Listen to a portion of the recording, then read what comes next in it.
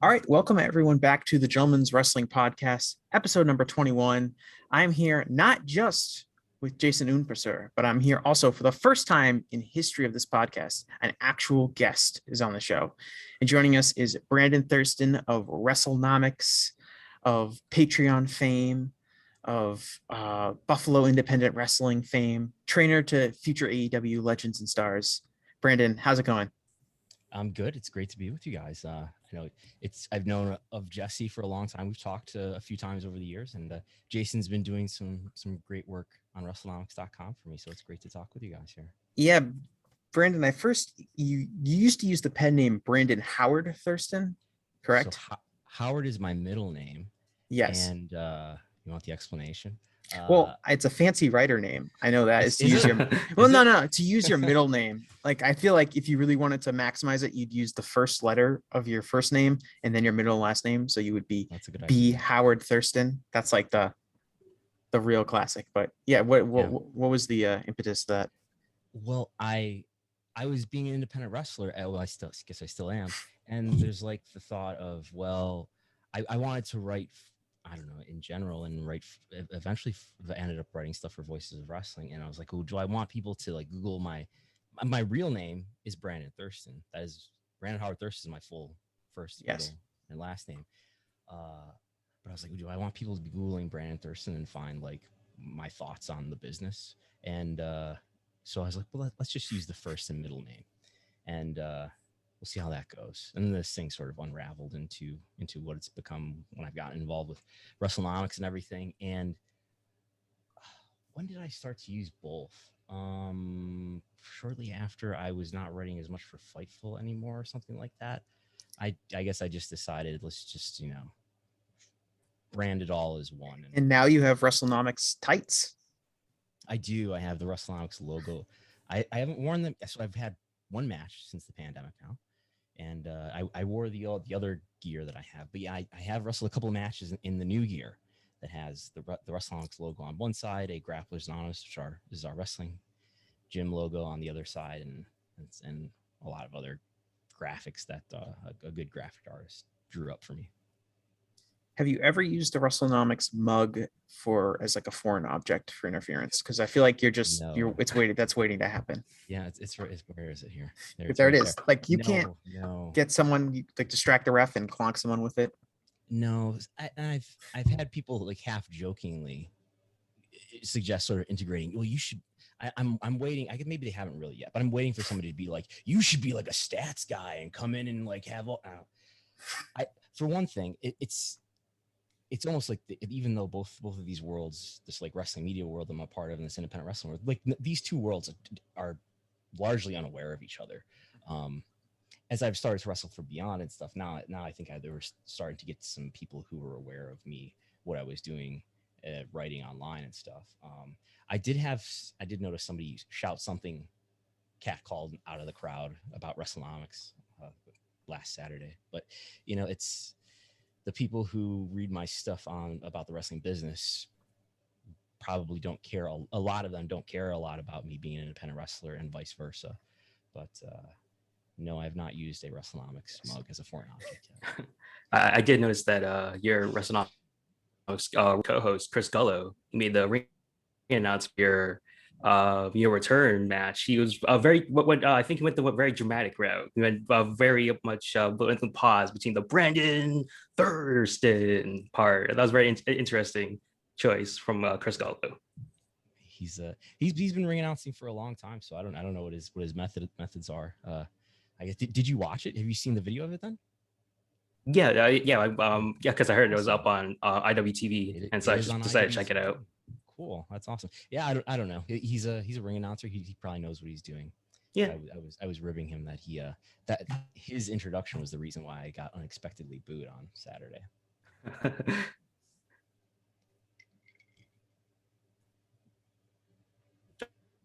Was Jesse still fuss?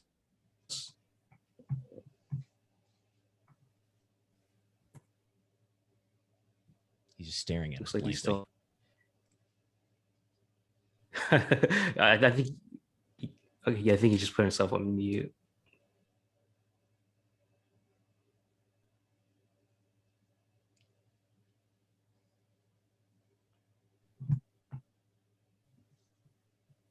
Um, Jesse, I think you may have lost your connection. Can you hear me somehow. now? Can you hear me now? Yeah, now you're Yep. good. Yeah, something happens. Sometimes my regular mic, like my actual mic, goes out, and I have this 5 seconds of panic. But do I sound okay now? Because I'm on just the computer mic. No, you're good. Okay. All right. So we're going to actually get started on the real reason we have Brandon on. And that's to talk about Nick Khan, one of the most interesting figures in wrestling, at least for our like insulated bubble of wrestling fandom, kind of talking about him. And he's become a real, almost like a mythical figure. It feels like on Twitter and on social media where people are talking about Nick Khan, and he's changing the wrestling business, and he certainly has played a role. And that's mainly the reason we wanted to have Brandon on, because nobody covers, WWE media calls and the investor meetings and just the business side of wrestling, which is what Nick Khan is mostly handling, like Brandon. And so, Brandon, I wanted to ask you, I guess, to start things off, I want to go back to January of 2020, and WWE kind of abruptly fires essentially Michelle Wilson and George Barrios, who were the co-presidents of WWE for a number of years and were, all over things like the investors calls and the presentations, and were really the kind of outside of Vince McMahon, one of the most powerful people in the company from that aspect of the business side of it. And that was really shocking to a lot of people, and the stock price tanked, and everyone was kind of like, what was going to happen with why did this happen? What was going to happen to their position? And then so a few months go by and Nick Khan comes on. And for my first question for you would be, what are the main difference between the kind of Barrios and Wilson and Nick Khan? And I know Nick Khan's kind of got a different job than Barrios and Wilson kind of had. There's what's her name? Christine Salen. Yeah, Christine Salen, who's also brought on in a similar kind of position. But what would you say, like, what is the major difference between Nick Khan and kind of what he's doing in the role as opposed to the previous co-presidents of the company? I guess I think the George Barrios, Michelle Wilson vision, they were co-presidents. And I think they were trying to, in many ways, they came on in the late 2000s, I think like 2008 or so. They came to WWE around the same time. Barrios had been with, I think, the New York Times previous to that, and Michelle Wilson had worked in the NBA. She had also way back had worked for the XFL. But I think they were coming up through the 2010s, and this is really where we talk about more and more the FANGs, Facebook, Apple, Amazon, Netflix, and Google, where they were becoming the biggest companies in the world. And I think they saw an opportunity to take WWE's their self-owned content and to monetize it instead of through pay-per-view, through streaming. I think they saw ways in which they could apply the success of these big tech companies onto WWE in terms of creating their own streaming service, in terms of collecting all this data that they could then sell to third parties, which is something that Google has done, and the streaming service is obviously something that, say, Netflix has done for one company. So I think that was their vision. I think it was probably a you can see how they would be able to sell a streaming service to Vince, who probably didn't like the fact that the pay-per-view companies were taking the majority of his pay-per-view revenue. He could go his own way and do something very much I'll do it myself. So I think the network didn't work out the way that everyone expected it to. There were numerous public statements where they expected the subscriber number to get to 3 to 4 million, and it got about halfway there. It peaked at about 2 million for a WrestleMania in 2018. I think that's the big reason that I can tell. Nobody's gonna. It's not in anybody's interest to talk about it openly, and I think part of Wilson and Barrios leaving the company is I think they have some sort of do not disparage agreement that was disclosed in one of the filings. But I think that's the reason why they left the company in January 2020, very unexpectedly. When I was going over the events of 2020, I found a CNBC clip of Jim Cramer just aghast at this press release that just came out that he did. There's no warning here or anything. I don't know what's going on here. He was very taken aback by that move by Vince McMahon to suddenly fire his two top executives. So I think the summary is, Wilson and Barrios saw the ways in which WWE could become a tech company. They could have a streaming service. Maybe they could monetize data. And I see Nick Khan as somebody his specialty is negotiating deals, negotiating media rights deals. And that's WWE's biggest source of revenue.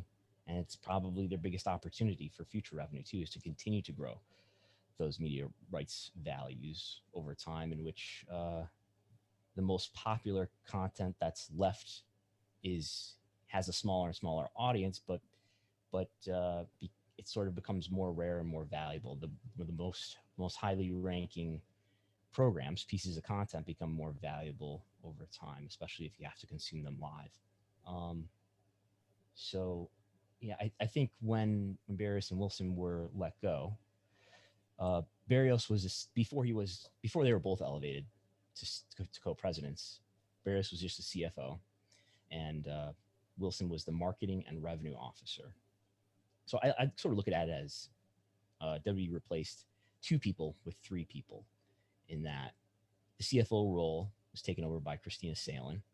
The chief revenue officer role was taken over by Nick Khan. The co-president's role was taken over by Nick Khan, and the chief marketing officer role, I think, was taken over essentially by Stephanie McMahon. Is my view of what's happening here.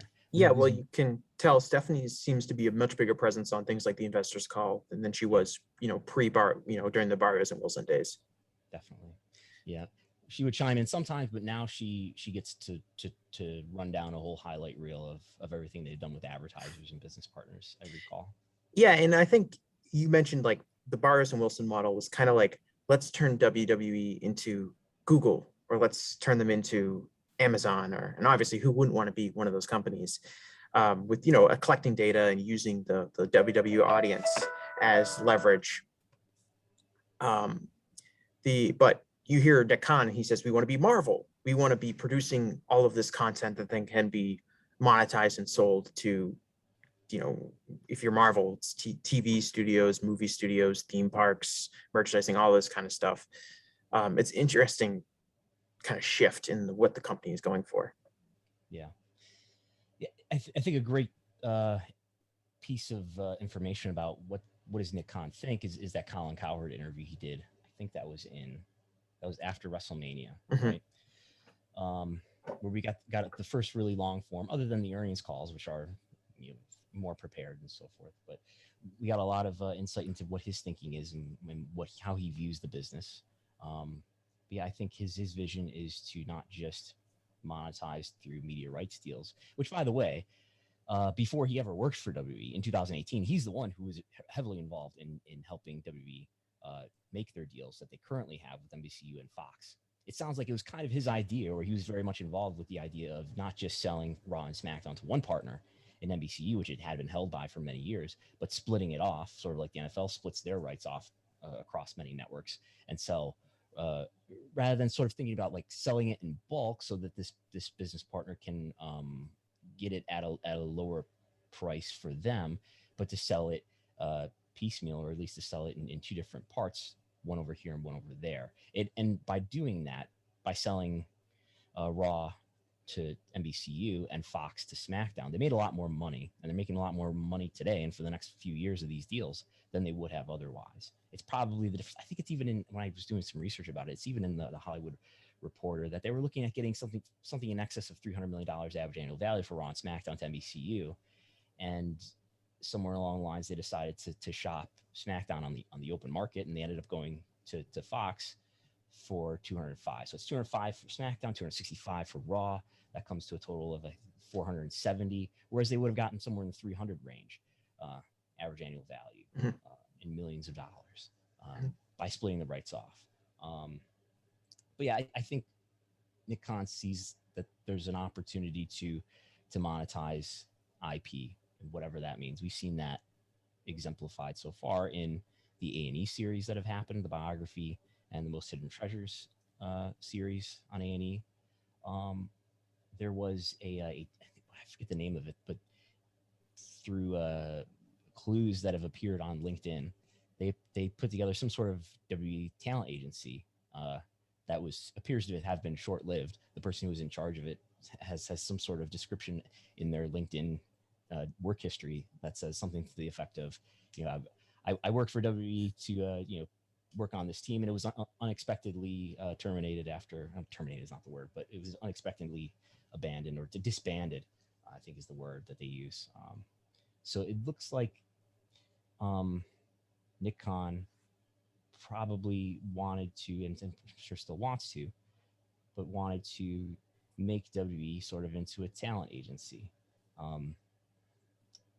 Chris Harrington has said this a couple times to me, and I think he said it on our YouTube talk that we had a couple weeks ago, in that you look at new leadership, especially high-ranking executives, and they almost always want to turn the company that they've newly arrived to into their old company. So you see Nick Khan wanting to, he's a very successful talent agent. He formerly worked for CAA, Creative Artist Agency, and he's trying to take his experience and his skills and his connections into helping WWE make more money through.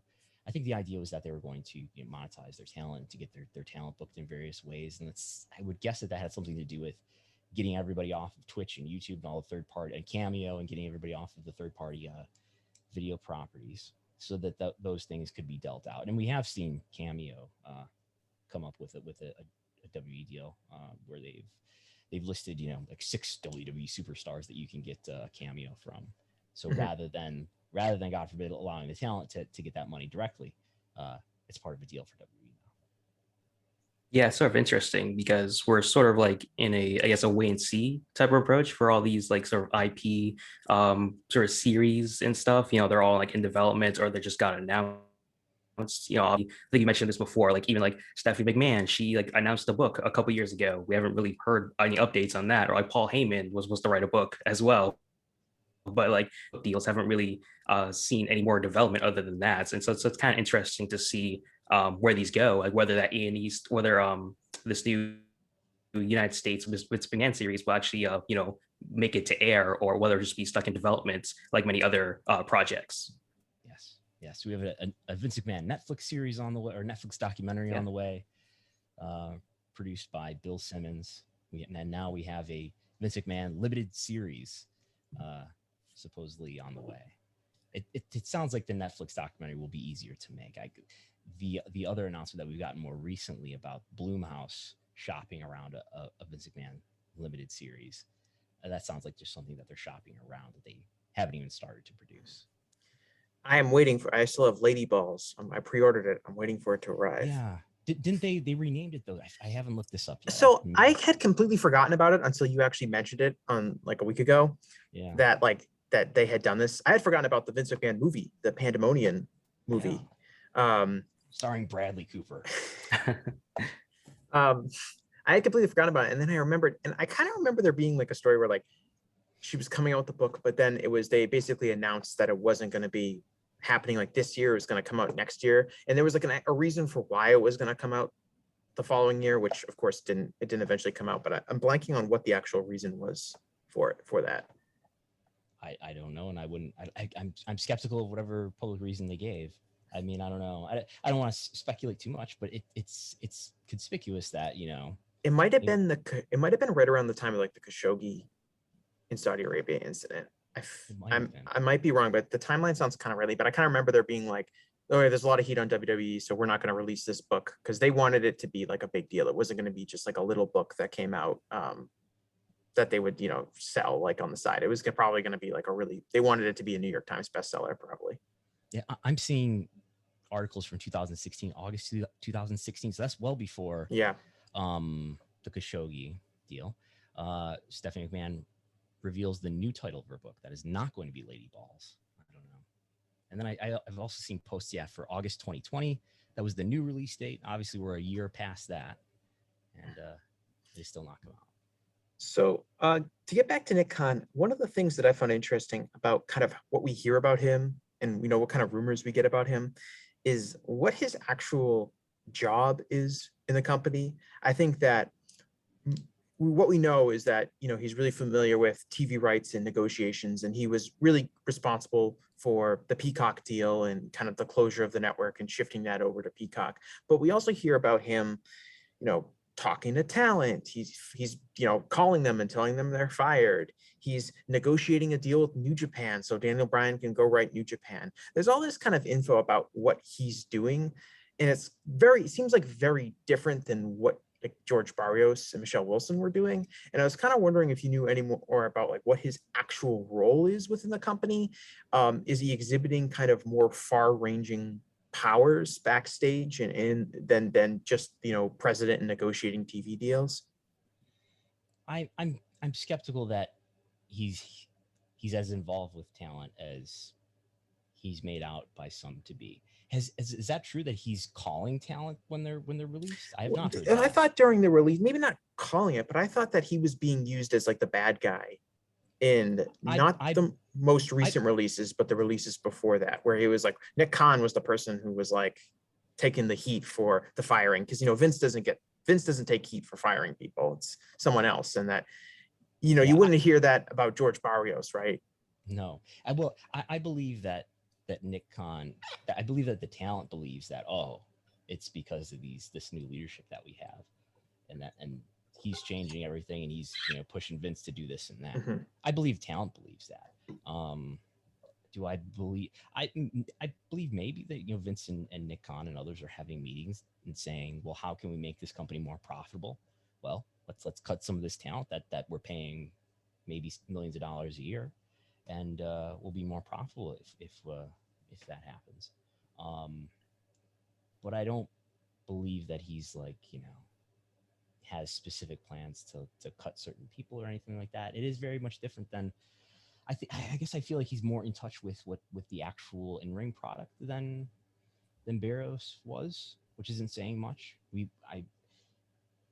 I would listen to a lot of Barrios talks, and we would not hear him only from on the earnings calls, but he would periodically do these TMT conferences, which stands for like technology, media, and telecom or something. But he would do these media conferences all the time that would be streamed live on the corporate website, and you could listen to those talks, which of course I always found interesting anyway. But you would walk away from them not even knowing, if you didn't know better, that he was talking about a wrestling company. And there were some, as far as familiarity with the product and the in-ring product, there were some telling moments where somebody asked him, who's your favorite wrestler? And he would say, Ricky the Steamboat Dragon and Shawn Rollins. So it strikes me as somebody who's not watching Monday Night Raw every Monday.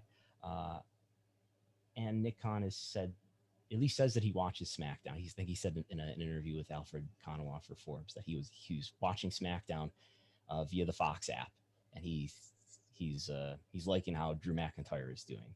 So he seems like somebody who's more in touch with the product and with talent. I guess that adds up, being a talent agent. But I don't know. I think Vince McMahon makes the decisions ultimately with this company. He may be persuaded by Christina Salen and Nick Khan or others, but ultimately he's the CEO. He's the chairman of the board and the head of creative, and he is the controlling owner of this company. So I think he ultimately deserves much of the blame and credit for whatever his company is doing at any given moment. Yeah, it definitely does feel like an easy narrative to make. It's just the talent, but also fans as well. Like I just realized last night that Nick Khan doesn't have like a Wikipedia page, which is like pretty it's insane to me. And to story here about Tony Khan from AEW, you hear about how personable he is. Everyone's sort of met Nick Khan, and the odds of WWE talent meeting Khan are probably more slimmer than that. But we have heard about Nick Khan bring in a lot of his old CAA people in to WWE, which is a lot more interesting for what he's doing more directly for his job. Yeah. So there have been a few press releases that have come out that have announced that there's different executives that have been hired, and lo and behold, they're formerly CAA employees that likely worked with Nick Khan in the past. And to some extent, there's been some of that with Christina Salen. I want to say the new comptroller is somebody that she worked with at one of her companies in the past. And I think that's not abnormal for new top executives to come in. It's sort of like, I think of it like a sports team where the head coach gets fired and the entire coaching staff gets wiped out, and some new head coach comes in and they hire all their cronies from the past. So I think it's not totally surprising, and I'm sure there's a lot of leeway being given, a lot that's been delegated to Nick Khan to do what you think you need to do to monetize this company better. Well, the other thing is you look at the Adnan Virk hiring, right, which was pretty much a disaster. I mean, it couldn't have gone much worse if you're any party involved in that. And I believe Virk was a former client of Yes. Nick Khan. And so obviously the connection is there, and he comes in really cold, really unfamiliar with the product, and that goes south really fast. But it did seem like kind of a public display of what Nick Khan can do for WWE, which is to get people that he knows into really prominent positions without really any, he had real broadcasting credibility as a sports announcer, but really was clearly not the right fit for the job. Yeah, I mean, who knows what the story is behind how that comes to be? Maybe Adnan Virk needed he's looking for work, and he called his friend, his former agent Nick Khan, and maybe Nick Khan gave him the connection. But and I can see how Vince would like the idea of bringing someone in from the real media world, who's not just from the wrestling world, and giving them a shot, even though it doesn't work out. But I think the philosophy in that company is not about what's going to make a great product. I mean, they think it is, but it's not about what's going to make a great wrestling product. But I think it's often, you can, at least it's predictable in terms of not what's going to make a great wrestling product, but what's going to make Vince McMahon feel like he's in charge of something more than a wrestling company. It's not just men rolling around in their underwear, as he would say. This is showbiz. So when Khan takes over, and you mentioned this earlier with talking about like the Jim Cramer video of the panic of what's going on, and the shocking kind of nature of the Barrios and Wilson firings, and that really tanked the ratings. Not the ratings, I'm sorry, tanked the the stock price for WWE at the time. What has kind of been the investor reaction to Khan's leadership? I know we've only had a few investment calls with him involved. He's only been on board since I think August, but do you feel like there's any kind of a different kind of reaction to him from whether it's the investors on the calls or whether it's the stock price, which varies on a lot of different things? But do you feel like, what is kind of the reaction you're getting from some of these larger investment groups to Nick Khan's leadership? Do you feel like there's more confidence in the product, in the company there? Or is it about the same? They ask different questions to him? Is he more impressive to them? What do you get? What's your kind of read on like how the investment world looks at his leadership so far within WWE? Yeah, I think everyone's impressed with Nick Khan. I think the stock analysts who we hear ask questions on the call are impressed with him, and he comes to WWE with the credibility of having already made their TV deals in 2018, and I think he comes off well, and he comes off as somebody who has an understanding of the media business on the calls. I've joked that it's more of a Nick Khan podcast, where he's essentially reported that the NHL and the NBCU were no longer going to do business together, which nobody knew, and he just sort of threw it out there as if it was common knowledge, and I was like, well, that's true. NHL is now going to go to Turner, as it turns out. So there's certain things that he does that show that he has credibility. He made the Peacock deal, which I think is more valuable over time than the UFC deal with ESPN for their streaming their pay-per-views. So he's I think the investment community, you could do a lot worse than replacing Barrios and Wilson with some other new executives.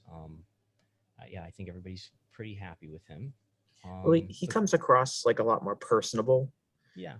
He's got a more natural cadence, and almost even like when you talked about like when he said the NHL, oh, they're not going to renew. Like he said it like in almost like a way like, oh, you guys don't know, they're not going to renew. Don't even worry about it. Like so much more like very confident, very, but like felt like a real person, as opposed to George Barrios, like almost famously suffered from like corporate suit isms, where he would just kind of say the same things and he'd use buzzwords and Barrios bingo. yeah, you had Barrios bingo because it was just so automatic what he was going to say. And Nick Khan, Yeah. he's very quotable. He's saying our competition is sleep. He comes across as a much more entertaining listen than either Barrios or Wilson for sure. Even more than Vince. Vince is really boring on the calls for the most part, but Khan comes in there and he just has like a level of energy combined with, like you said, the credibility of having made some big deals for WWE already, and just comes across as like a super sharp, energetic guy and the kind of guy you want to be in charge. He feels confident. He feels like he's on the ball. Yeah, Vince talks very little, which and it feels like it feels like he talks less now with Khan than he did in previous incarnations, like almost like, and then I think gives off the impression at least that Khan has a bigger role than the previous people that filled his role. For sure. Yeah. Vince talked a lot in the interim era where you had the interim, this is Frank Riddick III, who is the interim CFO, who's a member of the board of directors, who's sort of recruited off of the board of directors to be the interim CFO in the time between Barrios and Nick Khan. Yeah, Vince talks very little, and I think it speaks to the trust that he has and the delegation that he gives to Nick Khan. But yeah, he's he seems to understand the media business, and I think investors are comfortable with him being there. And I think there's a good argument for this stock price is undervalued. I do my estimates now every quarter, and I have now started to mess around with using a formula that I have found that will tell me whether I think, based on the estimate that I've written up, whether I think the stock is a buy, a sell, or a hold based on its current stock price. And based on that formula and what I assume about their various revenues and profit metrics is that it's a buy. It's currently, the market is closing right now as we record this, and the stock price is at $50, which means it's at a market value of where is it? I don't see it, but about $4 billion. And I think it's probably more appropriately priced at the high 50s at least, or the low 60s. Well, I know a million things have happened. The whole pandemic and stuff has happened, but when Barrios and Wilson, before they got fired, wasn't the stock much higher than that? Let's see here. I cannot reload this. Let's see if Google will cooperate with me. Yeah. So January 2020.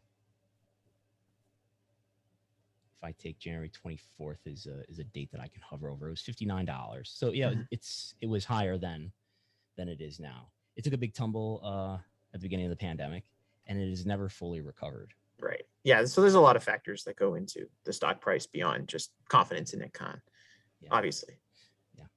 Yeah, for sure. I mean, Nick Khan, he's obviously in charge of all these TV deals and all that stuff there, and I think, as you've talked about, and as many others talked about, TV ratings may be down, but like live appointment television seems to be like the value there of live sports, like the NFL, the NBA. They're still making all these big deals. The NFL, they just made a Thursday Night Football deal with Amazon Prime recently, and so like obviously, like no one really knows when they're in a bubble or not, but like, I mean, are we sort of in like a TV rights bubble, sort of, which in terms of WWE, and with like decline in popularity over the past couple of years, but despite they're still making these huge big money deals. Yeah, I don't think we're in a bubble. I don't think the bubble is ever going to burst. I think there will always be a high demand from someone, whether it's traditional TV networks or whether it's going to be from streaming players. We've seen Nick Khan hype up the notion that Amazon might be interested in their rights. Amazon is obviously interested in some sports rights.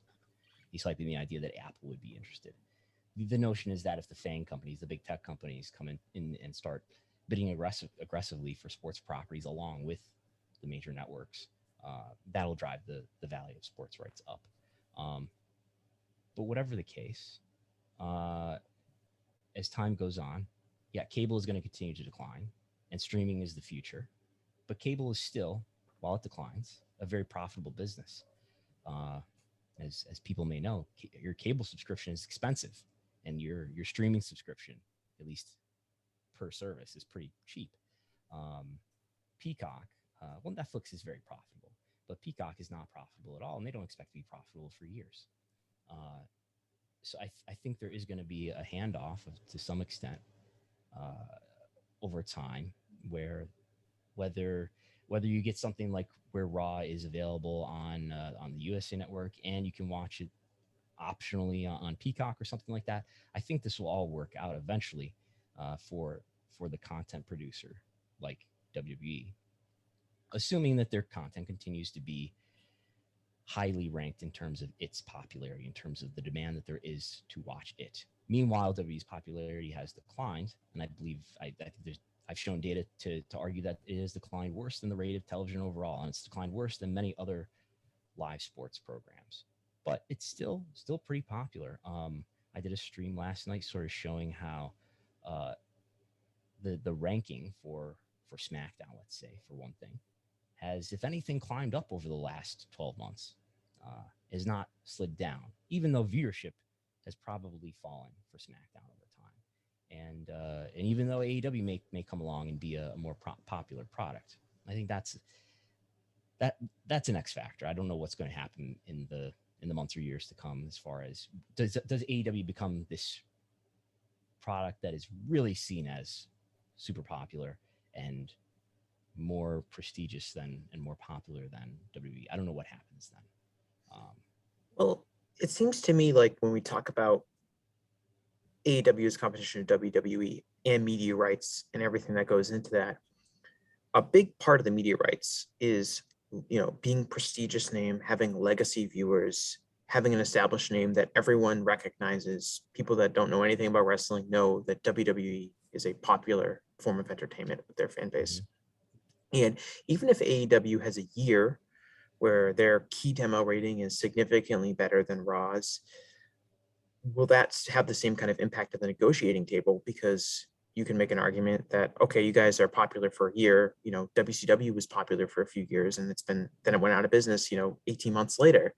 And WWE, for even as its popularity has diminished, has still shown a incredible amount of staying power in when it comes to remaining high on the I used to call them the Showbuzz daily charts, but obviously not anymore. But the key demo charts, and the only ones that can really feel like they're really similar to WWE in that consistency is, NBA basketball or NFL football or MLB baseball or major sports like that. And it'll be hard for me to see like AEW being able to argue that they have the same kind of long-lasting legacy, even if they do actually eclipse WWE in some metrics when it comes to popularity. Yeah, and that's definitely something that if that is the scenario that plays out, I think that's a good defense for whenever anybody at the negotiation table brings up, well, why should we really pay this much when there's this other wrestling property that's doing at least as well as you are? That we're the ones that have been around. This is just a flash in the pan, and we've been around for multiple decades, and we've been the leader. So this happens every generation or so. There's this other brand that emerges, but it's just a flash in the pan. It's going to go away. We're the ones that you can really rely on and trust. But I think there's a number of factors that may be related to this, that play into what's a given program's value to a network. And obviously it's ratings, how highly viewed, and I think the rank of what your ratings are related to all the other programming generally. So that even if let's say AEW programs are more highly viewed than Raw or SmackDown, even if Raw and SmackDown are still pretty highly ranked, if Raw is still able to achieve number one on cable on Monday, and SmackDown is still battling it out on ABC, or with Shark Tank on ABC, that may not matter what AEW is doing, because they're still a really popular program that networks, if they want to drive subscriber fees and ad rates, they're going to want to have. But so there's ratings, there's one thing, and then there's what are your ad rates, as we know traditionally, at least in the past, pro wrestling has not been able to drive good ad rates. I don't have any data on that, but that appears to have improved. If nothing else, you can look at the kinds of brands that sponsor wrestling now versus before. It's not Stridex anymore or JVC Kaboom Box. It's there's still Snickers, there's still candy and stuff like that, but the brands are blue chip sponsors more so now. I have seen a few car commercials, I think, on W programming lately. but you see better sponsors than you did before. And there's no pizza cutters on WWE programming. That's true. It's true. And that's why Mattel likes them. They don't do blood and they don't cut their foreheads open unless you're the Undertaker or Brock Lesnar. Maybe you get away with certain things, but other than that, they don't cut their foreheads open and do violent crap, blood and guts. Which is it's being safe and you're making business partners happy. But third, so ratings, ad rates, and thirdly, your cross promotional value. Can your program, with all of its audience, say you got a big audience, can you make some of those viewers watch some of my other programs on my network? And traditionally, wrestling is not done very well in that regard either, right?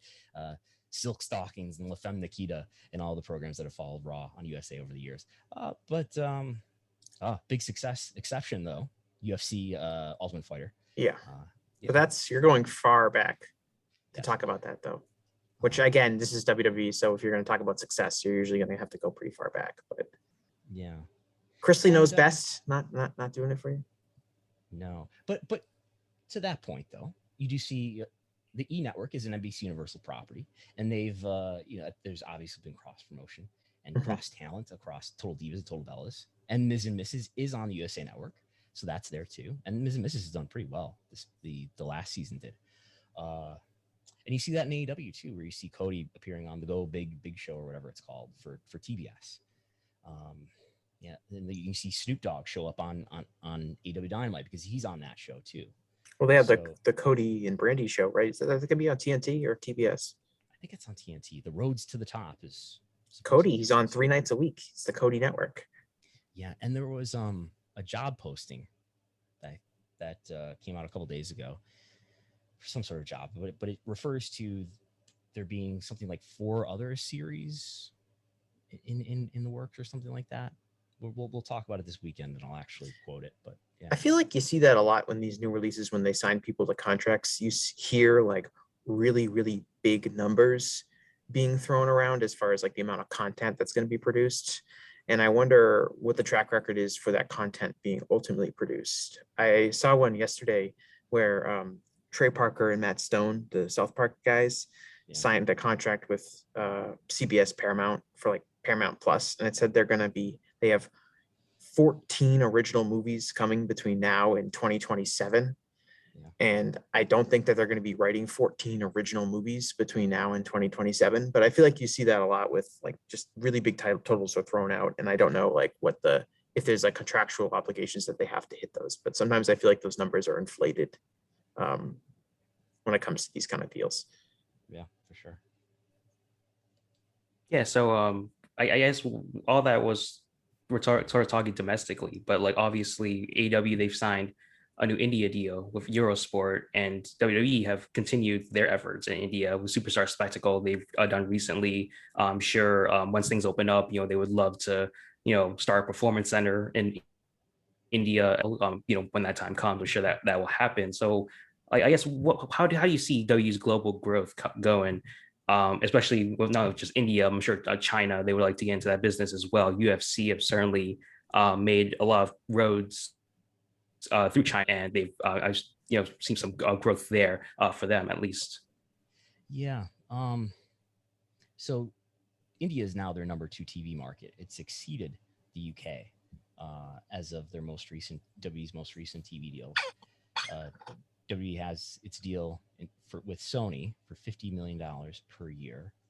And I think we don't know exactly what the UK value was. The previous deal looked to be about $34 million per year.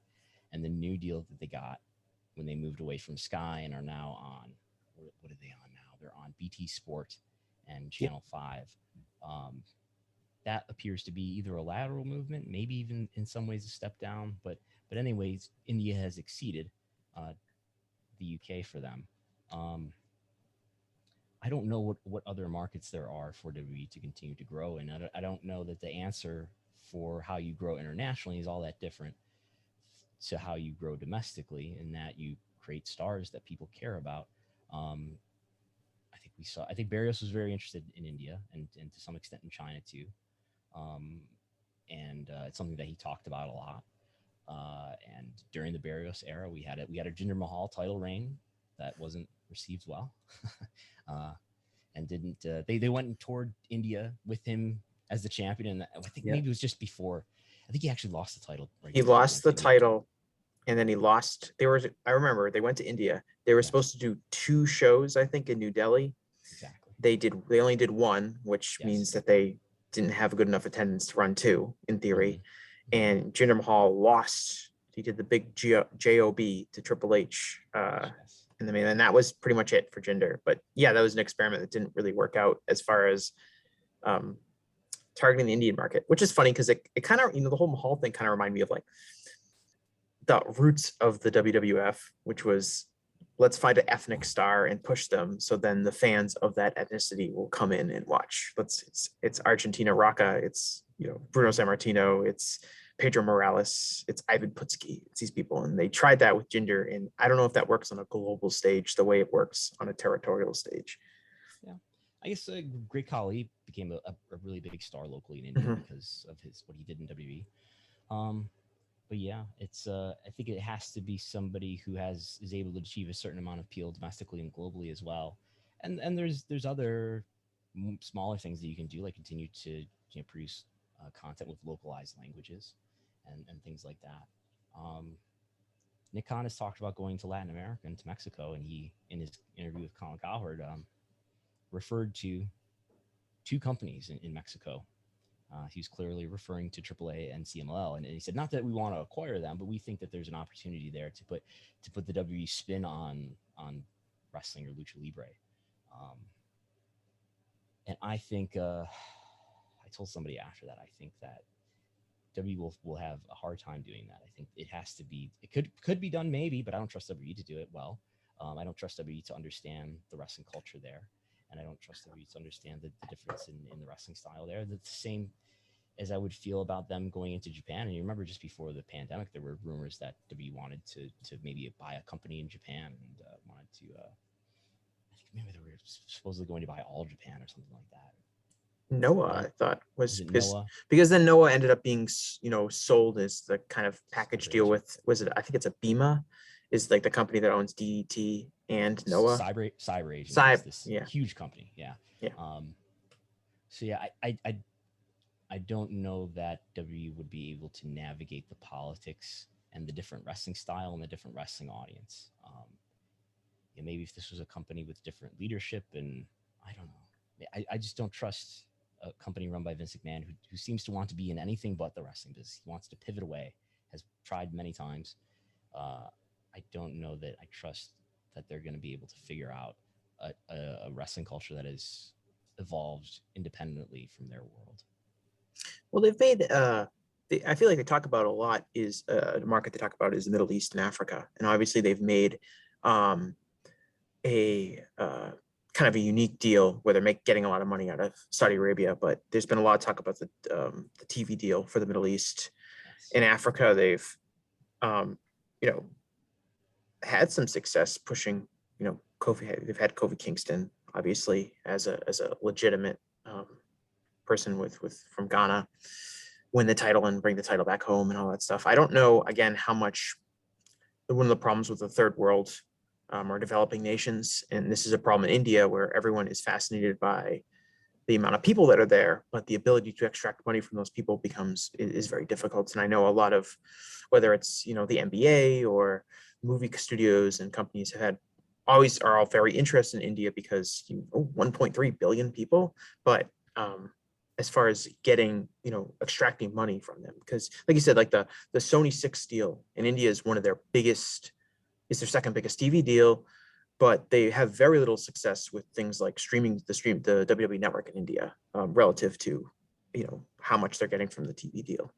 Yeah. And I don't know a lot here, but I think that might be related to just broadband access. How available is broadband in the homes of people who live in India? Not to mention just the median income is so much lower in India versus the US or the UK and things like that.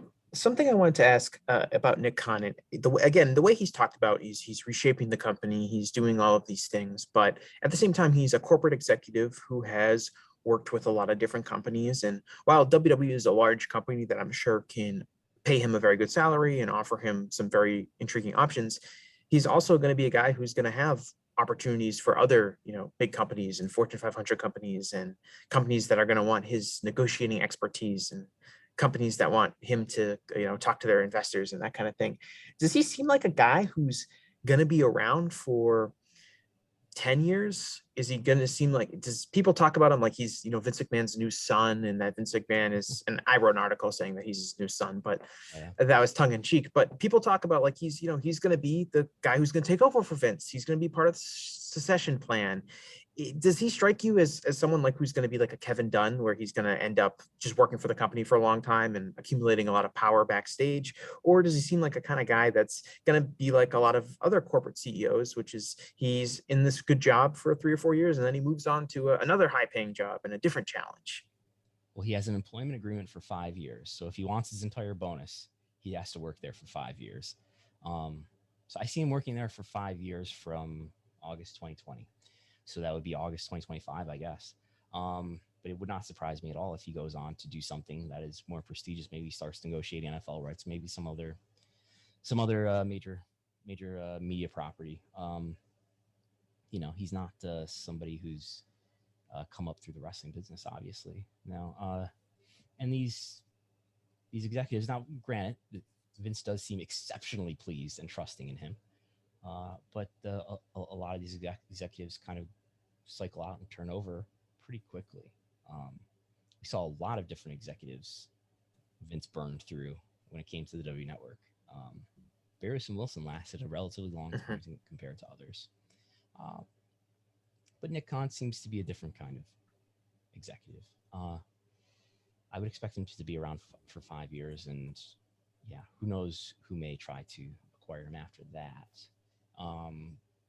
But it partly depends, I think, on how does this 2023 negotiation period go, where these Raw and SmackDown deals that they're currently under with NBC and Fox, those expire September 2024.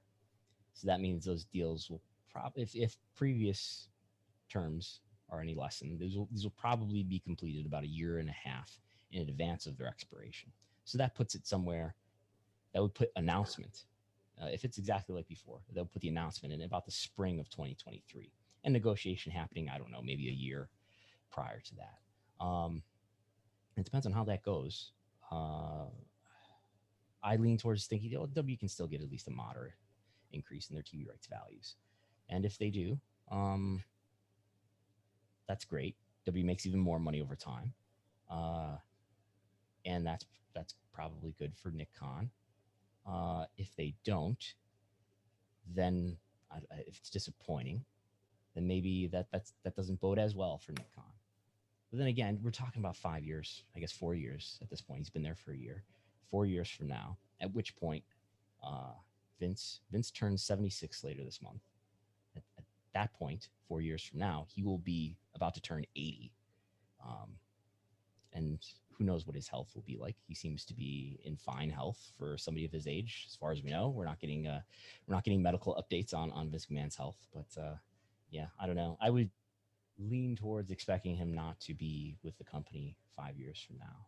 And if he's as great as he seems to be, then there's probably more exciting opportunities for him than just working for WWE. As much as I'm sure he would tell you that he loves working for WWE right now. Yeah. I mean, like before, like Vince McMahon, he doesn't really see WWE as a wrestling company. He sees it as an anime company. And I think Nick Khan, he definitely is realizing that vision for Vince McMahon as WWE as an entertainment company more so than wrestling. Yeah. And I think that insistence, I think this the central tension about what we're watching and the increased interest that I see about the AEW ratings has a lot to do with everybody wanting about the frustration that they feel with WWE creatively in terms of their content. Just all these people out here who want to love wrestling, want to love WWE, and have been frustrated by it for many years.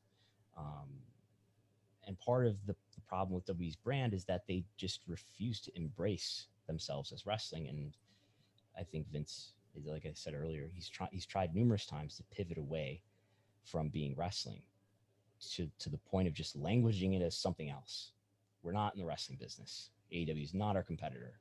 We are in the media business, as he's infamously told Ted Turner on the phone. Well, we're in different businesses then. I'm in the show business. But I think that's part of what sort of flows down and messes up their brand. And we see it all the more. They're all the more financially incentivized to continue down that road because WWE makes an increasing amount of its revenue from business to business relationships, not directly from consumers. And when you sell the rights to the WWE Network away from being a direct consumer subscriber service and you sell it to Peacock, now it's guaranteed money every year, $200 million a year. And it incentivizes you to care less, a little bit less about what fans say. And this is a company in an industry that has been so dismissive of what these marks think anyway. So it's sort of, it really gives you the financial incentive to double down on that. Yeah. Go ahead. Yeah, no, that was always kind of the sad thing to me, which was, really being hammered home with the current TV deals, which is the insane amount of money that they were getting and the proportion of the money that they were getting from the TV deals as opposed to things like live attendance and merchandise and the network or whatever other, business metrics that they had, which was that wrestling was, or at least in WWE's case, pivoting away from the traditional model, which is you create a product and you create programs that people want to invest their time and money in. And now it's about killing TV time and filling 3 hours of Raw every week and 2 hours of SmackDown and having a Peacock special and showing recap videos, having rematches, having the same match over and over again for no real reason. All of that stuff, I think, stems from the current model, which is just our bread is being buttered by filling TV time. It's by creating these things. So ultimately, the fans' perception of the company and the fans' opinion of the company doesn't really matter because we're getting all our money from the corporate, partnerships. And like you said, this is a business that's always kind of wanted to be like, I don't care what these marks think. Me and my friend Mark we'll stop watching. Right. Well, I think you can say almost the same thing financially about AEW. Mm-hmm. I guess the only difference is pay-per-view, right? That's the only one that jumps to mind, right?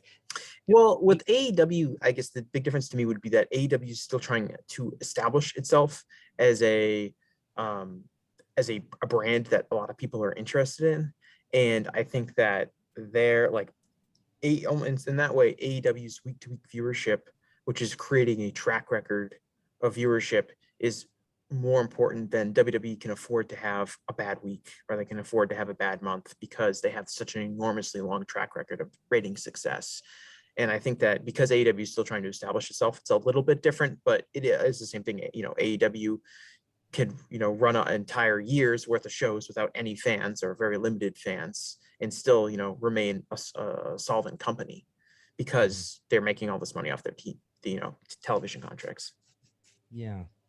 I guess what I was going to say is that so AEW's TV money is mostly guaranteed. At least let's say their US TV deal. I think it's mostly guaranteed money. I think there's some ad revenue share in there also, though. That's not the case for WWE. So it is even more guaranteed for WWE. But that's by far their biggest source of revenue is the various TV deals across the world, but especially the one in the US with Warner Media. There is pay-per-view. There are merchandise sales. There are ads and sponsorships, just like WWE has. Those are obviously business relationships. And there's licensing for consumer products in the form of video games and action figures and things like that. But I think like the central theme or motivation that I see in a lot of reaction to a lot of my work is, and nobody says it explicitly like this, but I think people are wondering, is WWE going to finally face an economic punishment for all the bad content that they've put out over the years? And I think that's part of why I see so I tweet these ratings out every weekday afternoon, right? And the first rating for the return to fans for Raw and SmackDown happened, and I was like, oh man, I was really interested in what is it going to be, how much are they going to jump, and I shared that out, and there was like minimal reaction to it. I was like, oh wow, nobody really cares about this. And then, you know, the NXT interest is even lower. It's a less watched show. It's become less relevant over time at the end of the Wednesday Night Wars since then. And then I, you know, if Dynamite does over 1 million viewers, my God, it explodes. And you know, you can see the numbers and the number of retweets and likes and responses. I got people arguing in the replies all day. Well, I was gonna say, you know, you really made it, Brandon, as a figure on wrestling Twitter when you've got like the same people that are in like Dave and Brian's mentions, you know, posting memes and posting gifs and arguing about what you know, the result, what the rating actually means and whatnot. Yeah. Well, I think I'm starting to get to the point where it's like it's so much that it just becomes overwhelming. It's not even something that I want to check anymore. But I tweet it, and I've been doing this for a couple of years now, though. I think as soon as I send a tweet, it's just I click, mute this conversation, so I don't have to see it. So I do not want the badge app notifications. I do not need more notifications in my life. But anyway, yeah, I think there's this will. There are people who are obviously there's these tribes that you see argue with each other to the death on Twitter, and people who defend WWE. But I think there's a lot of people who are rooting for AEW and want to see it succeed and want to see some sort of consequence for what they perceive as good content versus bad content. And there's been no consequence. I think and that kind of leads to my last question I have for you here. And we talked about this earlier about Nick Khan showing at least a little bit more familiarity with the actual wrestling product over, you know, on these calls, as opposed to George Barrios, you know, butchering names and stuff. But, and, you know, I know you have been pretty blunt on this assessment. I think a lot of people share the same view, which is WWE's quality and WWE's ability to generate new fans is pretty much tied to Vince McMahon being the de facto boss of all of the creative aspects of the company, and that things probably won't improve until Vince McMahon vacates that position. And will there ever be a point where Nick Khan can look at the company and say, or, you know, obviously they're making a ton of money now. They could be, no, I think it's reasonable to expect that if they were to get a new boom period or, you know, create new fans and see their viewership go up instead of trickling down, the company would be even more financially successful than they are today. And will it ever, like, what is, I guess, Nick Khan's ultimate, will there ever be a point where you could see Nick Khan talking to Vince and saying, Vince, maybe you shouldn't be as hands-on. Maybe Vince, maybe we need someone else to bring in. Or does it seem like it's entirely Vince's ship to drive, and nobody will have that conversation with him about maybe we need to bring in someone else with creative ideas to make even more money for all of us? Who's to say they haven't had that conversation? I don't know.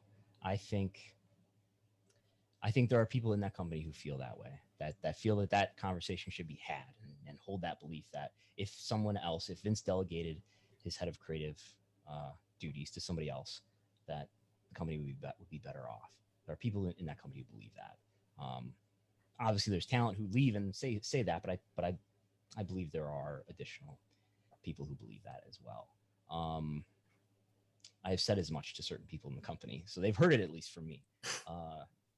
Will that ever happen? Again, maybe to some extent, it's been tested to see if we can have that discussion with them. Well, right, like Paul Heyman comes in to run Raw, right? Right. And Eric Bischoff comes in to presumably run SmackDown.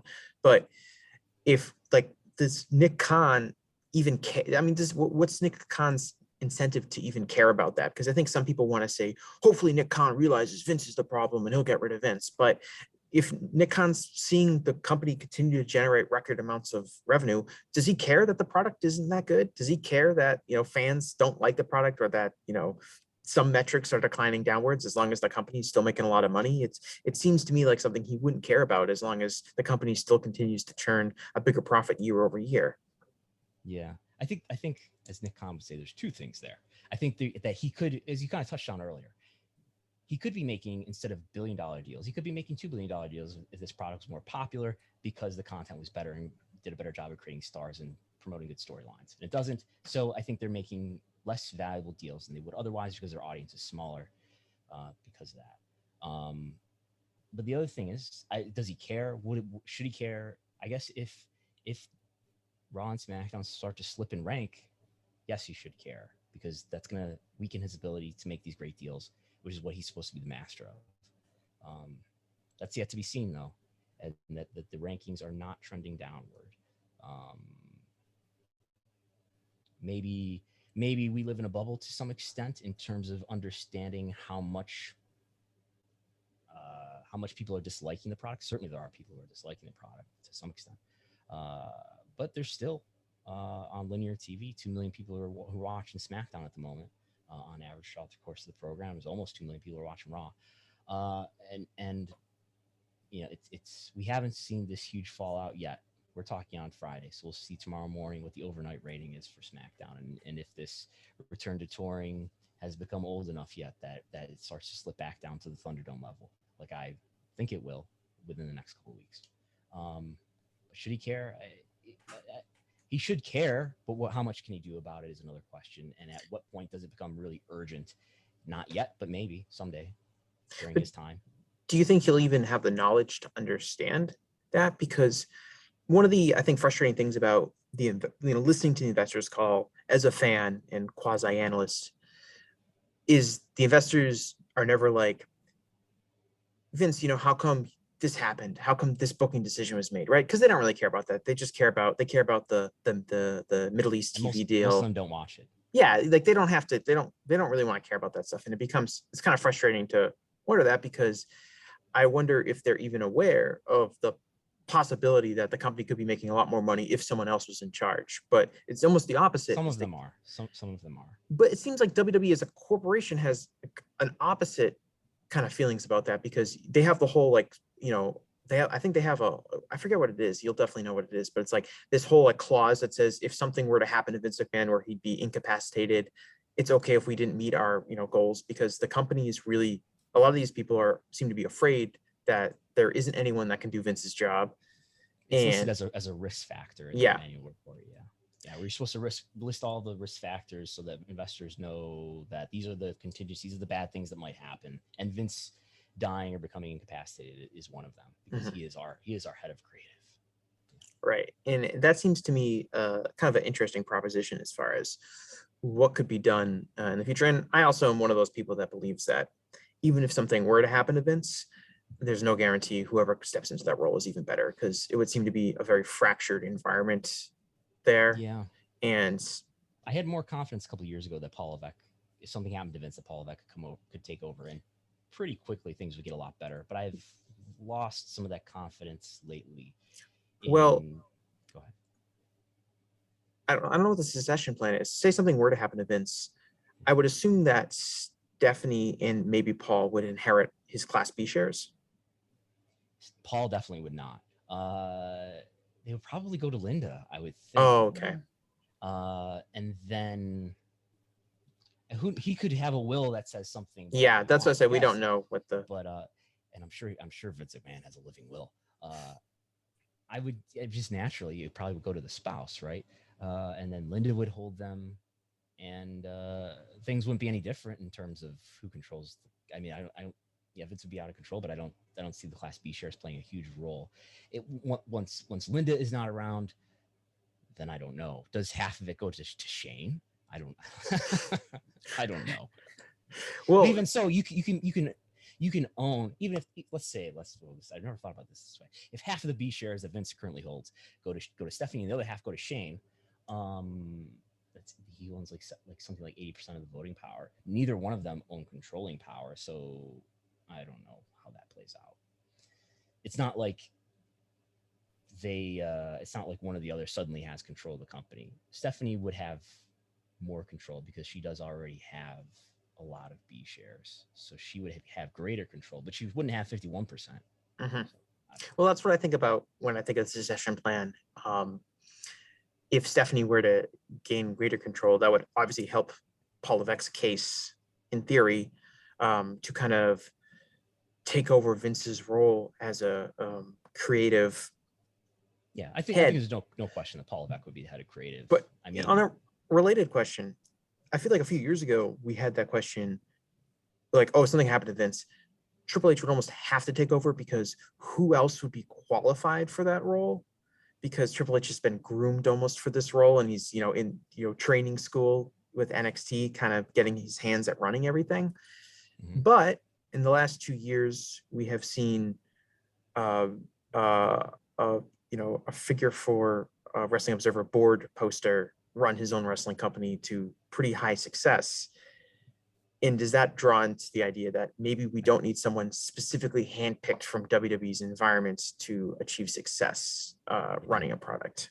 I like to say that Coach Tony K and Mookie Ghana from the DVD message board are kicked Paulovic's ass. I think, I don't know if this is getting to your question. Tony Khan has two things going for him, in that he was already well established in the sports media business. He was able to get these TV deals, which is this massive barrier to entry. Mm-hmm. Dixie Carter eventually got on Spike, and a lot of people didn't want to do business with her for various reasons. And you can have any startup company that you want. But I've got Chris Gullo telling me that Jeff Jarrett's going to start back up GFW and stuff. I mean, he might. It's just how successful it is a different question. But Jeff Jarrett, I love Jeff Jarrett. He follows me on Twitter, but he's not going to be able to get a TV deal as easily as Tony Khan did. And if he could, he would have done better in the 2000s with TNA. So Tony Khan has credibility in the sports media business. He has these connections and experience through working for the Jaguars and for Fulham. So he had that going for him. And I think a thing that a smaller portion of people would want to respect is that he's a wrestling fan in the way that other wrestling fans that he wanted to appeal to were wrestling fans. And he's an Observer reader. And not that the Observer is tape trader. He's a tape trader. And I think he had a lot of wrestling knowledge, and never ran a wrestling company before, never did anything in pro wrestling business wise before, but I think studying this business, I think the whole sort of educational system, if you will, of pro wrestling is so broken, and we're just starting. It is better than it used to be. We're going in the right direction, but it's just the notions of what is a good idea and bad idea are so confused. I think there's just been sort of what I understand is called a banking theory of education, where you just sort of tell people that this is the way it is, and the students are supposed to accept that. And when I say students, I don't mean just wrestling students, but I mean just underlings below me who I'm directing and instructing. And maybe I'm the booker and I'm telling you what to do, and this is a good idea and bad idea. I'm a veteran or whoever. But I just tell you this is the way it is, and you're supposed to believe it because I said so, because I'm successful and I have the experience, and I'm the veteran, and I'm the star and the booker and the promoter, rather than teaching people why this works this way. Well, we're not allowing people to know how it is the case that the business is changing, and what was right for me 10 years ago may be totally wrong today. Mm-hmm. Well, one thing that the reason, like, I think Tony Khan's an interesting example is obviously he's a very unique individual in the sense that, like you said, he had a background in sports. He had an enormous amount of personal wealth or family wealth to do this, and he's also a smart mark, right? But it does, to me, kind of break this identity with when it comes to WWE, like secession, that Vince McMahon is the only person that knows how to run a successful pro wrestling organization. You can look at these examples that failed. You can look at WCW. You can look at TNA, which I know is still around, but is a good example to show, look what happens when you don't have Vince McMahon running a wrestling company. You can have funding, you can have TV, and it doesn't mean anything. For someone basically to come out of the blue with no prior wrestling experience outside of just being a very big fan, showing enough creative ability to run a successful wrestling promotion on national television, able to get TV deals, able to get signed deals to wrestling stars that people recognize in the general public, kind of exposes, I guess, the fact that WWE, even to people who are not hardcore wrestling fans, that some people outside of the McMahon family could successfully run a major pro wrestling company in the United States, I guess, in the 21st century. Yeah, we can recognize that.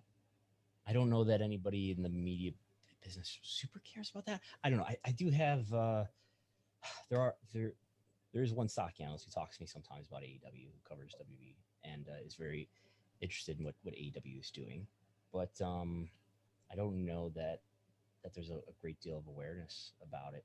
I just like look at things where like apparently NBCU had no idea that Bray Wyatt was released until like some NBCU executive's kid mentioned it. Like it just blows my mind how I don't know, and I believe that I think that's the story, but I believe that to be true. It's not that shocking. That it blows my mind that it's not somebody's job or part of somebody's job to like write a report and tell everybody at a meeting once a week what's going on with WWE. And I sort of joked on Twitter a few weeks ago about like if you're NBCU, do you talk to Vince about what he's doing with Karrion Kross, or do you just suggest another 24/7 title idea? It just speaks to how they perceive how the business works, and it's just so far off the mark from how the business really works and what really motivates economics. They need to hire a bunch of people like me and Jason for very lofty, expensive gigs to just tell them what they should be asking. That's what my personal belief is.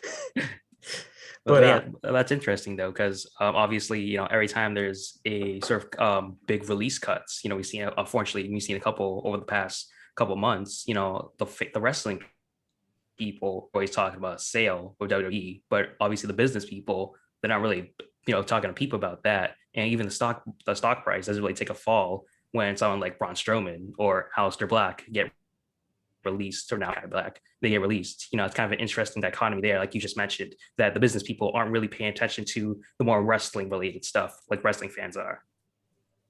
Yeah, we can talk about that ownership thing, like and that's an example of a business analysis that the fans believe. And like I talked to a few people who are stock analysts and who are WWE investors, and nobody believed that was happening. Why did people? Oh, because the cuts. Oh, they're leaning down so that they can get ready for a sale. And I don't know. Nobody who's involved in what I would call like the investor community believes that that's what was happening. Yeah, and I don't either.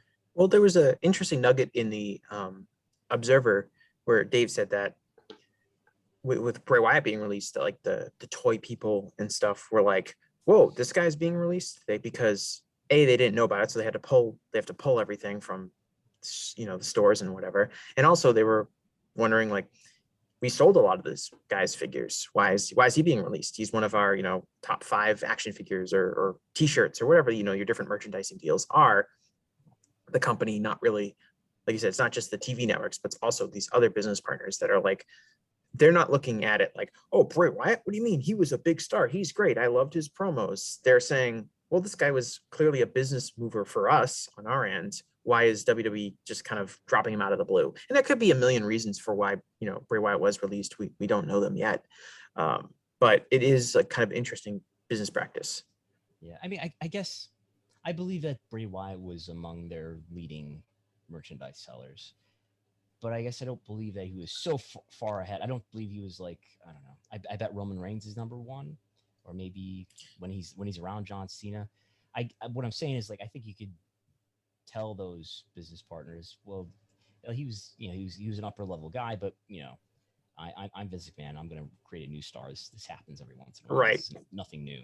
Well, with merch sales, it feels like I even pushed back against people who were like, oh, he sold so much merch, and it's like, anyone that they push a ton and they make a lot of merch of is probably in turn going to sell a lot of merch. Now, there might be the people who you want to look at are the people who sell more merch than justifies their push. Like, Zack Ryder, 8 or 9 years ago would be a good example of someone who sold a lot of merchandise despite not being pushed very strong. And I always think merchandise is kind of an interesting barometer, because also some people have really lame merch that I wouldn't want to buy even if I was a big fan. And I feel like that's, a WWE problem in general. But the thing is, it's all anecdotal evidence that we have. There's no by wrestler, there's no merchandise numbers ever published. We know how much money the entire company makes in terms of e-commerce revenue and any merchandise revenue, but that's never broken down by talent. The best we could ever do is look at Google web search or look at Google shopping search for whatever that's worth, And I don't know. And I've always suggested too, just go to W Shop and look at. They always, I don't know if they still do, but they at least recently used to. They would feature like 6 faces at the very top that you could click on and then browse their merch. And those are probably their top sellers. I think they do have a sort where you can look at by bestsellers too. Who knows if that's truly organized by real metrics or not. But yeah, it's hard for me to ever say who's a top merch seller or not. I think you can look at Pro Wrestling Tees. This is non-WWE stuff, but I think you can look at Pro Wrestling Tees and you can do some sort of sort by bestsellers there too to get an idea. Again, if that truly represents real numbers. And merch is so diversified now that you can't just go to a show and say, oh, look at all these shirts. That person must be selling a lot of merchandise, which maybe exists, but now you have so many things that count as merch, right? Bray Wyatt's selling these like $5,000 like Fiend title belts, right? You're not going to see those in public. People are, buying the pop, figures. There's so much different types of merchandise. You can't just look at all those Austin 316 shirts out in the crowd. Clearly he's selling a lot of merchandise, but I almost think that merchandise is almost an anecdotal kind of thing, because ultimately whoever is over as a big star is going to in turn sell a lot of merchandise. Aesthetically, there could be differences that could qualify it. I think one of the main reasons the Bullet Club merchandise was so good was because people thought that the shirts were cool and they thought the logo was cool and you could walk around with it and it didn't scream necessarily that you were a huge wrestling fan, which I think is always a key aspect of merchandise. But it's a weird kind of field. If you want to feel really cynical about wrestling is overwhelmingly, as far as who's a star, who gets to be a star, is overwhelmingly determined by social relationships, and who actually draws money, or supposedly a ratings draw is by who gets the opportunities, which wrestling is so subjective, and there's so few real numbers to measure anything with, that it's largely based on the subjective decisions of, in some cases, one person. So and I think that's part of why Wrestlenomics is interesting to me, at least, is because this is the only, I'm trying to make a real scoreboard here, not super literally, but I think that's why people are so interested in wrestling ratings, whereas like NFL fans don't care about ratings to this extent, but wrestling fans do, because there's no other real measurement of how things are going, other than the wins and losses, which of course are predetermined. Well, we talked about this when we were talking about like wrestling media and talking about like Ryan Satin being like, oh, I hate that we're talking about ratings, which is, we have no stats to show that what we like is good and what we like is bad. Like if we're NFL fans, I can say, oh, Patrick Mahomes is a really good quarterback, and we can look at all of his stats and you can prove that he's a good quarterback. Or people can point out maybe some flaws and say, well, he's not actually good at this, so maybe he's not that good. In wrestling, we have none of that. We only have ratings are one of the only tangible things that we have to kind of look and identify and say, maybe they should keep doing this because look at the ratings, look at that quarter hour, look at, this angle looks like it's getting hot. That's how we can justify our own personal feelings about it. And what you're doing with Wrestlenomics is really important as far as looking beyond just the rating chart, but also what did well here? What are some of these factors? What are Google search numbers? What are, again, we don't have merchandise sales, but we have pay-per-view buys and that kind of thing. Live attendance, the WrestleTix person. Oh my God. Yeah. His account is totally taken off. And it's because he is telling people stats about wrestling. Yeah. At a time where, outside of a pandemic, when would you ever have this sort of surge in interest in like, oh, how are live events going to do now that some sports venues are reopening and actually allowing events to happen? Mm-hmm. Jason, you got anything else for Brandon? I think just for a big picture thing, maybe just sort of end on this, like going back to Nick Khan, like what are some things you'll be looking out for these next couple of years? Obviously, you mentioned this new renegotiated deal for on SmackDown. Is there anything else you're looking forward to from Nick Khan perspective in these next couple of years on that end of things? What I've talked about a little bit lately is that this is a small deal, but the Hulu rights are up middle of 2022 sometime. Does WWE get to make some sort of deal with, I think Peacock is the most obvious buyer, because it would be a great thing. I think if I'm Peacock, I want those rights so I can say you can watch Raw and SmackDown the next day rather than having to wait 30 days. I think that's an attractive thing to market to WWE fans.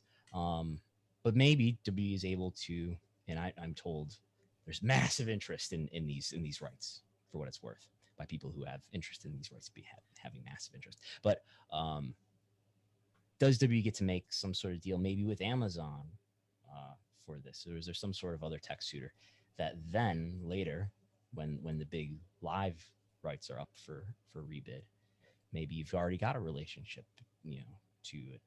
They probably already do have a merchandise, some relationship with Amazon to some extent, but you know what I'm saying? Like, you have an even deeper relationship, let's say, with Amazon that scares Fox into bidding more aggressively, or scares NBCU into bidding a little bit more aggressively for Raw or SmackDown. That's what I see. Sort of a non-story. I think I see NXT is not that valuable of a property for WWE, and it looks like I'm sure they're getting something for it beyond the USA Network, and it didn't hurt the WWE Network that badly. So maybe they're making more money than they would have otherwise. But this idea that NXT is going to turn into this third brand that generates TV rights to the extent that Raw and SmackDown do seems increasingly far-fetched. Just to the fact that it doesn't look like the renewal, which they have made, that will begin in September for NXT, didn't move the stock price, didn't come with any fanfare on the earnings call. So I don't think it's a much of any financial difference for them. I'm sure there are other things. Maybe there are further things they can do in gaming. I'm one of the last people who truly understands gaming. When will there be a wrestling show in the metaverse? Yeah, that's what it's called. The metaverse. I don't know. International growth is a thing that could happen. We've talked about that a little bit. But I think what might affect WWE more than anything is AEW and its popularity, and how that affects WWE's popularity and its perception as the major league by far in the wrestling world. I think that is a big risk, and they definitely want to downplay that. And I think it's a bigger risk. And I think, publicly they want to downplay that. I think internally they understand it's a bigger deal than they will say, because it's not in their interest to make it sound like a bigger deal publicly.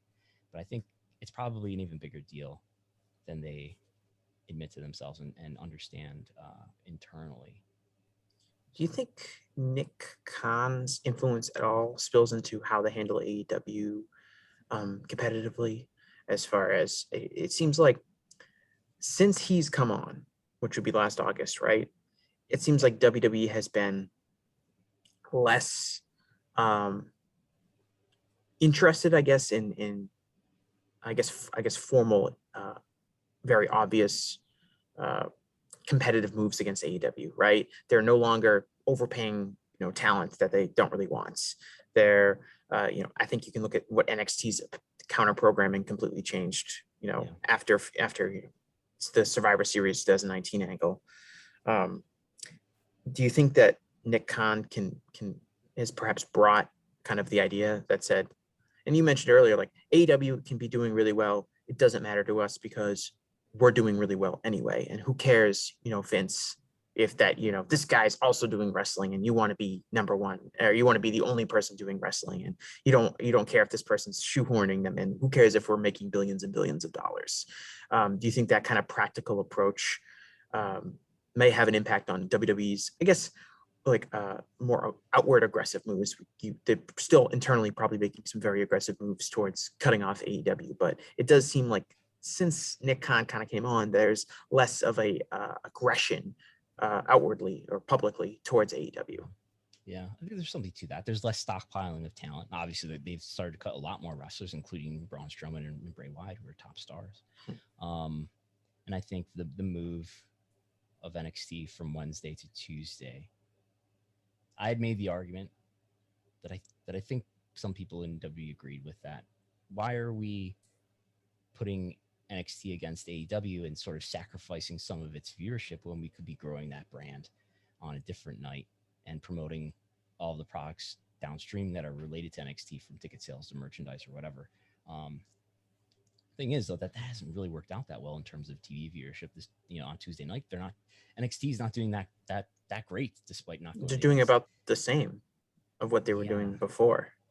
Head to head. They got a boost at first, but it does seem like they were hanging around. There's so much has happened since AEW switched that the kind of Wednesday Night Wars ended. We had the summer hit, which is normally not always great for wrestling. The country opened back up in a lot of ways, which gave people more options. The Olympics we've had the last few weeks that have done a number. AEW got moved because of the NBA playoffs, and NXT got moved because of the NHL playoffs. It doesn't seem like we've had a ton of data to kind of show what is a normal NXT number on Tuesday nights, despite it being a few months haven't gone by. I'm looking at the graph. They've been doing in the high 600,000s. They did have a couple of weeks in the 700s. Obviously, they've been on Sci-Fi for the last 2 weeks, so we should throw those numbers away. But that is below what they were doing in the same weeks of the prior year in 2020, where they were doing in the high 700,000s against AEW, right? I think that it would be these. I might be looking at preemption August and whatnot here. So, point is, they're not doing extremely better than they were against AEW, despite not going against AEW. And AEW is doing noticeably better. No, without NXT. Yeah, it comes at the same time that they're able to tour again and be in front of fans. Right. And I do think that had a lot to do. If there was no pandemic, maybe AEW starts to take off a little bit faster. I don't think it's easy to draw interest, to grow interest, to grow stars when you've got no crowd there to pop for them. Well, Dave Meltzer's really big. He said this a million times before, but he's big on this concept that wrestling starts with the live audience cheering for somebody, and then that person eventually turns into a TV draw. But it starts in the live audience, right? I think he uses Steve Austin as an example, where Austin was really over with live audiences before he turned into this huge TV and pay-per-view draw. And you take that away about who feels like a big star, and that's not clear and obvious to the viewer at home. Are they going to understand that? I think it's helped Hangman Page, for example, for him to come back and for him to feel like he's really over and that the crowd's really hot for him, as opposed to as he was going through this whole storyline in front of tiny crowds or empty arenas. Is he really over? Is he not? Who knows? Eddie Kingston apparently didn't know how over he was, just didn't know he was over, because he's wrestling in front of a few hundred people, and then he comes out at the Double or Nothing and the crowd's going crazy for him. It's just kind of feels like an interesting idea, I guess, is establishing someone first as a live attendance kind of draw or a live attendance star, and then turning them into a TV star. Yeah, I think it's I don't know how you can grow your business or grow your interest, grow your audience, produce stars without an audience there. That's the whole game. It's been a really uninteresting era of wrestling for me, the pandemic era. It's like it doesn't feel real. It doesn't feel like it counts. It's just wrestling in front of nobody or in front of TV screens. That doesn't feel like the game to me. The game is, can you manipulate these people? Maybe we should use a different word than manipulate. That sounds like you got to work those marks. Yeah, I got to work them. But can you make them feel something, or can you make them react in a certain way? Or increasingly in modern times, or are they going to run afoul and do whatever they want, which is increasingly what happens in certain WWE shows. They will if they're bored. Yeah. And how are you? And I think one of the most fun things, in addition to that, is how is the company going to deal with that? What are they going to do in reaction? Because now you're sort of seeing, I think this is like one of the most interesting things of WWE programming to me, which is totally unintentional, is that how is Vince going to deal with this crowd that's not reacting the way he wants them to react? How long is he going to stick to his guns, for example, on Roman Reigns? And what are the announcers going to do to try to ignore reality in Bizarro World? And there's something wrong with these fans today. There are infamous moment where there are more and more cities. Bizarro World is taking over the North American continent. There are more and more cities every time. It used to be like they're in Toronto, they're in Bizarro World, and then they're in Chicago in the Bizarro World, and now it's the entire East Coast. It's it's going to be all of these. The Mason-Dixon line. It's going to be. I think that's interesting. I think WWE, the control over the audience, and you can. I don't think anyone's really reported that, oh yeah, they're doctoring it. I don't think there's anything that's really been said that they're openly reporting it, but you can definitely look at certain times when you're watching the program over the last few weeks where maybe the crowd noise was a little suspicious. Maybe Jackson Riker wasn't getting that huge pop like he was 1985 Hulk Hogan entering Madison Square Garden, but I've been told there's two people who are it's their job or part of their job to sweeten the crowd. They're there at TV. The Drew McIntyre thing, like this week with the John Cena intro over the Drew McIntyre thing was right. That's obvious, right? But that was apparently an accident. It was someone accidentally played a SummerSlam promo over the broadcast, which is what everyone said. But I don't know. It seems suspicious to me. But I see this. I see Meltzer tweet this. I don't know what it's from. If this is something that he's heard from fans, or where this comes from, where they're supposedly people who are at SmackDown tonight. Which are they in Tulsa tonight? Is that where they are? Anyway, they're in Tampa. Tampa. Where there's no photos, or there's no videos or photos allowed to be taken by the fans, which who knows how they're gonna. Good luck with that. I don't know. Yeah, I don't think they can enforce that. But what's the reason for that? I wonder if they, if I were trying to control everything the way that they are, I would, you don't want people taking videos of the actual crowd reactions that you're muting or manipulating. But it could be something totally different. Maybe I've heard a lot. I heard the theory was that they didn't want to show how many people were there, and no one's wearing masks, so they don't want like SummerSlam or something like that to be canceled or modified because all of their fans are there. But I don't really buy that. It's interesting rule about do you want to have but you can see it on TV. It's obvious to me as a TV viewer, when they're piping in a chant, because you can see people not chanting and not getting invested in the match. And if they're chanting, "This is awesome," and they show the front row, and you can see all these people just standing there, it's weird. All right, we're gonna wrap things up because this has gone on for a while. But really appreciate you, Brandon, hopping on. Brandon, you got some plugs going? You can listen to Wrestlenomics Radio, which comes out every Sunday night or Monday morning in your podcast app. Just search for Wrestlenomics. You can go to Wrestlenomics.com and read. There's a lot of resources there and articles there, including those that Jason has written. And there is, I'm on Twitter. You can argue with other anonymous people who may or may not be children on my Twitter feed at Brandon Thurston or at Wrestlenomics. And I just did a video last night talking about the ratings, which is on the Wrestlenomics YouTube. And I think that's it. Got any bookings coming up? I'm supposed to wrestle in Erie, Pennsylvania next month, but other than that, I'm just training. Yeah, just training. We just watching Daniel Garcia wrestle in AEW, I guess. Your pupil. Yeah, he has a big match with Wheeler Yuta this weekend for the IWTV title. I will say I was happy because I remember obviously you're the first person I remember talking about Daniel Garcia, and it was a few years ago, and you're like, this kid's 19, he's going to be amazing, look out for him, which everyone does, but it's interesting to see him, especially how fast now independent wrestling moves, where you can get onto national television a few years after just starting out. Because how old was he when he started out, do you know? When he started? Yeah, because he could have started when he was 14 for all I know. No, not with us. I was thinking about that the other day. When did he? I think he started in the summer of 2016, or maybe he started in 17. So that would be 4 years ago. I don't know if he's 22 or 23 at this point. So he started when he was 18 because he showed up to the gym to check it out with his mom or something when he was 17, and we told him to come back when he was 18. And then he forgot about it for a while.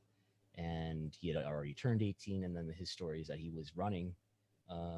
He's going for a run one day, and then he ran into Mikey Evernight, who is, basically the person in charge of grapplers. And Mikey, told him, "When are you going to come back?" And then eventually he came back, and he took the tryout, and he started training. And he's not somebody who's, I think, struck everybody right away as somebody who's going to become, this big independent, well-traveled wrestler, but he's definitely turned into that, and he's just got a love for wrestling that is that I think has really helped him become a good wrestler. Yeah, I don't think I say it lightly that I think he's, it's not just his in-ring ability and people comment on his intensity and his presence, but those are good things. But I've told people that there's 4 things that will get you booked, and there's 4 things. The least important thing is your wrestling. Number 1 is your social relationships, whether people want you around or who you're related to. There's the second one is what you look like, how big you are, or if you're in shape or whatever, get a cool look. Number 3 is sort of your charisma, your character, your personality on screen and ring. And number 4 is your wrestling. But I guess what I'm getting to is that he's not somebody who's gonna, who's going to be somebody who people won't want around, and he'll conduct himself well and intelligently. He's not going to be immature, which, there are a lot of talented people who, unfortunately, just, they're difficult for a variety of reasons, or can be their own worst enemy. And there's just a lot of examples of where, he could have been immature and he was not. He was, sort of wise beyond his years. So I think he's going to do well. And we almost, I was talking to Mikey on Wednesday night, because we put the show on at the school. I connected it to a computer monitor, and we all watched it while he was on there. And I've sort of, I think I felt like it was a big deal when him and Kevin Blackwood and Puff were on an episode of Dark. But it's sort of like he's done NXT now, and I sort of feel like, it doesn't feel like as big of a deal. I think I was telling Mikey, I'll get more emotional when he's main eventing for a title at a sold out stadium or something. It just feels like a matter of fact that he's going to continue to be a bigger and bigger player in wrestling. I was going to say that there was a time where I feel like every week there was a Buffalo wrestler on AEW Dark, and I was like, when is Brandon Thurston going down to Jacksonville to take that booking? I've thought about this. We should discuss this. I don't think I should ever accept such a booking. That's what I figured was happening, that you didn't want to be. Look, we know Dave and Brian are on the payroll. We know the Voice of Wrestling guys are on the payroll. We don't need actual evidence that Brandon, unless you took the booking pro bono. So, as people may know, hopefully they know, and I've hopefully been transparent enough about this, that I helped Chris Harrington in 2018, and he paid me to help him do some of the research that went into. I didn't have any contact with Tony Khan directly; he did, but he was working on what I understand to be Chris is a former Wrestlenomics co-host, and he's vice president at AEW now. Thank you.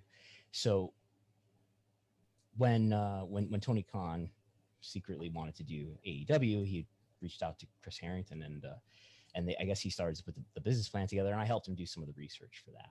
And I think he was getting paid kindly by Tony Khan for that, and he paid me some of that for some of the research and time that I put into that. And since 2019, that's been a real company now. And there have been a couple times where Mookie is like, "Hey, can you do this and that for me? I'll pay you." I was like, "I don't think that's a good idea." No. So no, I haven't done that. And there has been pre-pandemic, I think, when they were supposed to do Rochester. So that would have been right before the pandemic. Mm-hmm. He's like, "You want to do extra work?" And I was like, "I don't think that's a good idea." You don't. I think you should just get like F10'd by Wardlow in a run-in segment. Yeah. No, I thought about this. Like, I'm probably going to do this Wrestlenomics stuff. I don't need to be healthy. My body doesn't need to work to do this. I don't need the bump to do this. And I'm probably going to do this for many years to come. And I enjoy wrestling. It's good. But I'm 36, and I don't expect to be like this big wrestling superstar or anything like that. And I don't know that even working for AEW would make me happier, or I would feel as fulfilled as I do now doing what I do now. I think I was telling someone a couple days ago, I don't know, a week ago, I think I'm just like a writer at my core, and I have sort of this inherent distrust for maybe power and tradition. So no, I mean, like, money is nice, but it's only important to me beyond a certain, to a certain extent. So I think I should probably, just continue to do this stuff. Or Well, we're obviously happy that you were able to take the time to talk about all this stuff with us today. Obviously, anyone has any, comments or questions, please leave them below in the video. And we'll be back again in a few weeks. But again, thanks so much, Brandon. And we'll see everyone. Yeah, Yeah, thanks no, for having me. we'll see everyone in a few weeks.